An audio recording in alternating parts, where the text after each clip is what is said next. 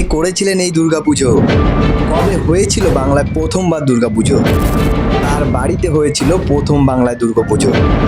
কি এই কারণ দুর্গাপুজোর, বা এর ইতিহাসে কি? বন্ধুরা, তাই চলুন সহজ সরল এবং ছোটভাবে জেনে নিই এই সকল তথ্যগুলো। বন্ধুরা, শরতের আকাশ, সাদা তুলোর মতো মেঘ, কাশফুলের দোল আর হাওয়ায় এক অদ্ভুত গন্ধ। ঢাকের প্রথম আওয়াজ কানে আসতেই মনে হয় দেবী আসছেন।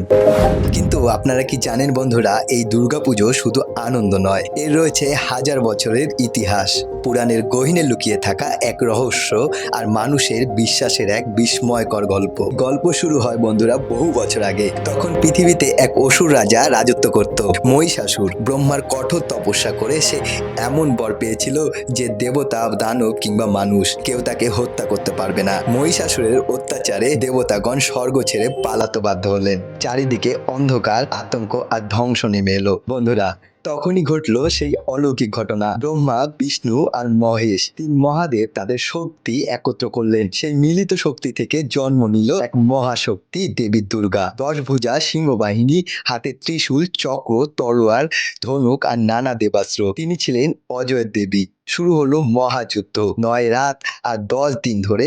অবশেষে নবমী তিথিতে মহিষাসুর নিহত হলো। দেবতা মর্ত্যলোকে উল্লাসে ভরে উঠল।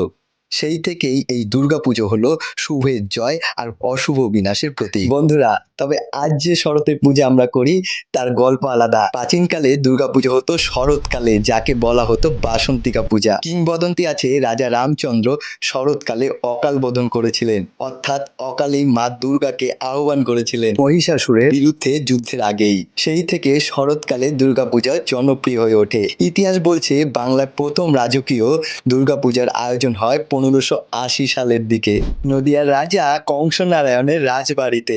বন্ধুরা, জমকালো এই পূজা ছিল রাজশক্তি আর ঐশ্বর্যের প্রদর্শন। ব্রাহ্মণরা পাঠ করতেন চণ্ডী, দেবীর উদ্দেশ্যে দিতেন বলি।